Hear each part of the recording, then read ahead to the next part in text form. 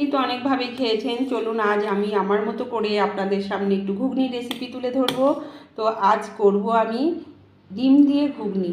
তো চলুন দেখতে থাকুন পুরো রেসিপিটি। আসলে আশা করি আপনাদের সকলের ভালো লাগবে, আর এটা পরোটার সঙ্গে বা রুটির সঙ্গে রাতে দারুণ লাগবে খেতে। একবার হলেও এভাবে বানিয়ে খেয়ে দেখবেন। তাহলে চলুন রেসিপিটি শুরু করি। নমস্কার, সহজে রান্না শিখুন চ্যানেলের আমি তপতি আপনাদের সকলকে জানাই আমার চ্যানেলে অনেক অনেক স্বাগত এবং অনেক অনেক ভালোবাসা। তো আজ একটা ডিম দিয়ে ঘুগনি বানানো আপনাদের রেসিপি তুলে ধরবো, চলুন দেখতে থাকুন, আশা করি ভালো লাগবে। অনেক রকম ঘুগনি তো খেয়েছেন, চলুন আজ আমি ডিম দিয়ে কীভাবে ঘুগনি বানাচ্ছি সেটা আপনাদের সামনে তুলে ধরছি। তো প্রথমে আমি দুটো আলু আর মটরটা ওভারনাইট ভিজিয়ে রেখেছিলাম, এখন প্রেশার কুকারে সিটি মেরে নেব। 3টে সিটি মারবো এই প্রেশার কুকারে আলু আর মটরটা। এবারে আমি এর ভেতরে দিয়ে দেব পরিমাণ বুঝে লবণ, আর দিয়ে দেব হলুদ।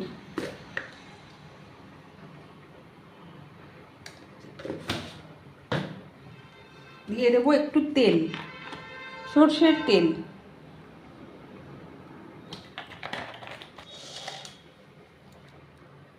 দিয়ে দেব 3-4টে এলাচ।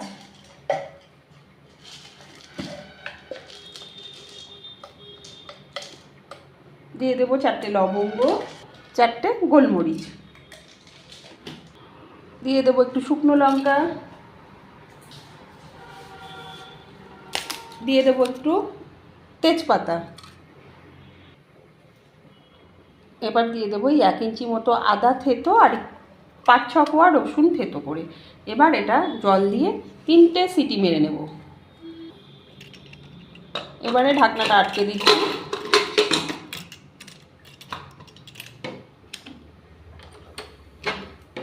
গ্যাসটা ধরিয়ে দিলাম, 3টে সিটি দেব।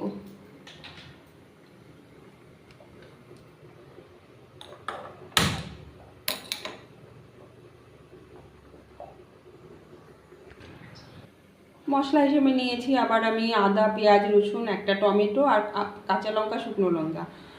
আর এই পেঁয়াজ দুটো আমি এখন কুচিয়ে নেব, আর বাদ বাকি মশলা আমি মিক্সিতে পেস্ট করে নেব। আর আমার পেস্ট করা রয়েছে, এই ভাজা জিরেটা আমি ব্যবহার করব ঘুগনি যখন হয়ে যাবে তখন নামানোর আগে।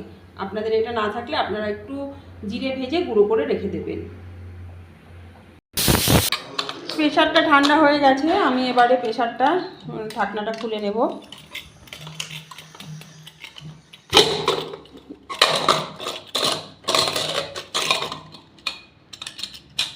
খুলে নিলাম। খুলে নেওয়ার সঙ্গে সঙ্গেই যে একটা যে স্মেল বেরোলো না, ওই এলাচ, দারচিনি, লবঙ্গ আর ওই যে দিয়েছি আদা রসুন, তার একটা স্মেল দারুণ। এর জন্যেই এভাবে একবার করে খেয়ে দেখবেন এগুলো। এবার এই জলটা কিন্তু আমি ফেলবো না, এই জলটা কিন্তু ফেলবো না, এই জলটাই আমি এই ঘুগনি মশলা কষিয়ে এই জলটাই কিন্তু আমি ইউজ করব, ওই কারণেই কিন্তু দেওয়া এইগুলো।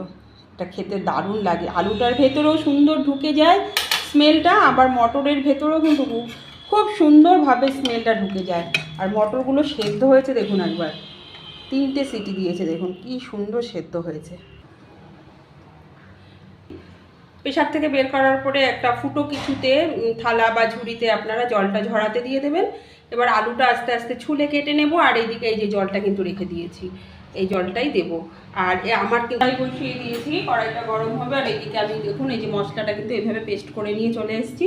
এবারে কড়াই গরম হতে হতে আমি কিন্তু আলুটা ছাড়িয়ে নেব, ছাড়িয়ে ছোট ছোট করে পিস করে নেব। কড়াইটা গরম হয়ে গেছে, আমি তেল দিয়ে দিলাম।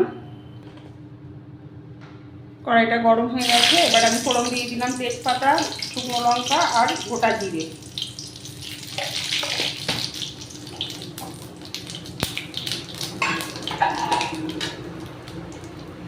আলুটাকে কিন্তু ঠিক এরকমভাবে আমি পিস করে নিয়েছি। দিয়ে দিলাম পেঁয়াজটা।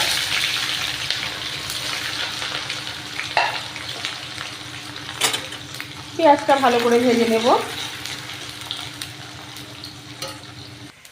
পেঁয়াজটা ভাজা ভাজা হচ্ছে, আর আমি যে ঘুগনির সেদ্ধ করার সময় দিয়েছিলাম এই যে গোটা গরম মশলা, আদা, শুকনো লঙ্কা, এগুলো কিন্তু আমি তুলে নিয়েছি।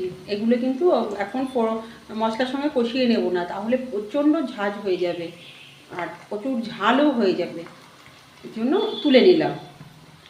আমি এটা শুধু ব্যবহার করেছি ওই ঝোলটাতে স্মেল হওয়ার জন্য, গ্রেভিটাতে, আর ওই আলুটা আর মটরটার ভেতরেও সুন্দর স্মেল ঢুকে যায়, এই কারণেই কিন্তু এটা আমার ব্যবহার করা।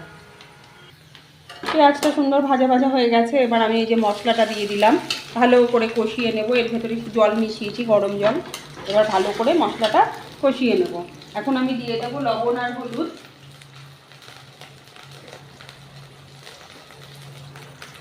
হলুদ দিয়ে দিলাম বুঝে, আমি পরিমাণ বুঝে একবারে দিয়ে দিলাম।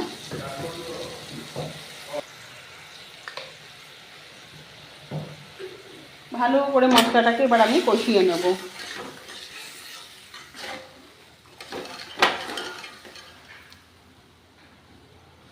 কিন্তু অনেকটাই কষে এসছে, ততক্ষণ আমি এবার ডিমটা ছাড়িয়ে নেব, হাফ হাফ করে নেবো। এই ডিমটা হাফ হাফ করে নেব।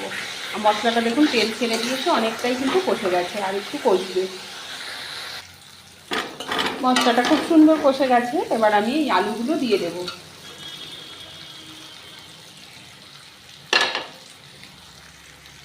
আলুটা খুব সুন্দর কিন্তু সেদ্ধ রয়েছে, বেশি ভাজতে হবে না, বেশি ভাজতে গেলে ভেঙে যাবে। একদম আলগা হাতে একটু নাড়াচাড়া করে তারপরে আমি মটরগুলো ছেড়ে দেবো।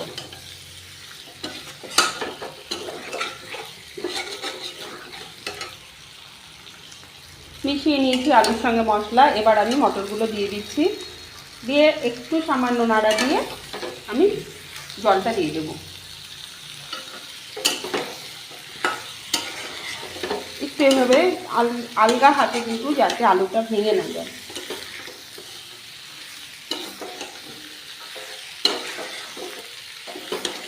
এভাবে ভালো করে একটু মশলার সঙ্গে, আলুর সঙ্গে, মটরের সঙ্গে মিশিয়ে তারপরে জলটা দেবো। দেখুন খুব সুন্দর কিন্তু একদম আলুর সঙ্গে, মটরের সঙ্গে, মশলার সঙ্গে একদম দারুণভাবে মিশে গেছে। এই যে নিচে একটু এরকম লাগা লাগা হয়ে গেছে, আর এটাকে কষানোর প্রয়োজন হবে না। এবারে আমি গরম জলটা দিয়ে দেবো। আর আপনারা চাইলে কিন্তু কালারের জন্য একটু কাশ্মীরি লঙ্কার গুঁড়ো দিতে পারেন। আমি কোনো কালারের প্রয়োজন মনে করি না তরকারিতে, কোনো তরকারিতেই আমি ব্যবহার করি না কাশ্মীরি লঙ্কার গুঁড়ো।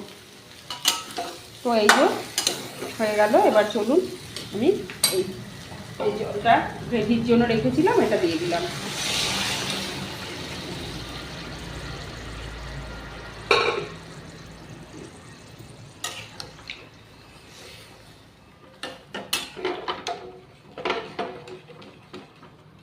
মিশিয়ে দিলাম ভালো করে, একটু ফুটে উঠবে। তারপরে আমি এই যে এই মশলাটা দিয়ে দেবো। আপনারা, এটা আমার কিন্তু রেডি করা ছিল, আপনারা অবশ্যই কিন্তু একটু জিরে ভেজে তারপরে এরকম গুঁড়ো করে কিন্তু দেবেন, এটা কিন্তু দারুণ টেস্ট হয়।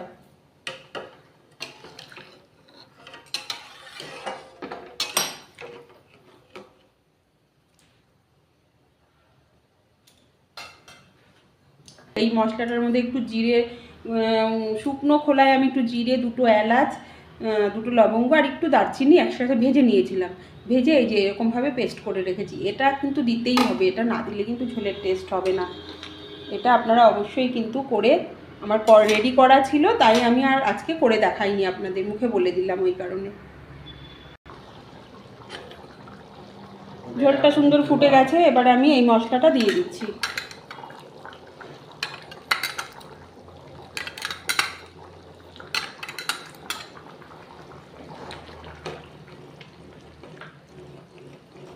এভাবে একটু ভালো কি করব, ঘুগনিটা যেহেতু নামিয়ে দেবো, এবারে এই ডিমগুলো আমি এভাবে এখানে ছেড়ে দেবো।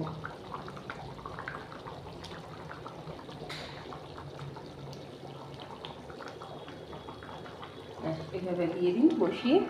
এই ডিমটা কিন্তু অনেকে ঘুগনির ওপরে ডিম সেদ্ধ দিয়ে খায়, তো এইভাবে একবার এই যে ডিমটা দিয়ে দেবেন, দারুণ লাগবে। একটু ফুটে উঠলেই নামিয়ে দেবো। ঘুগনিটা কিন্তু নামিয়ে দেবো। এটা নামানোর আগে সামান্য একটু চিনি দিয়ে দিলাম, এইটুকুই। আপনারা আপনাদের টেস্ট বুঝে কিন্তু চিনিটা ব্যবহার করছি না।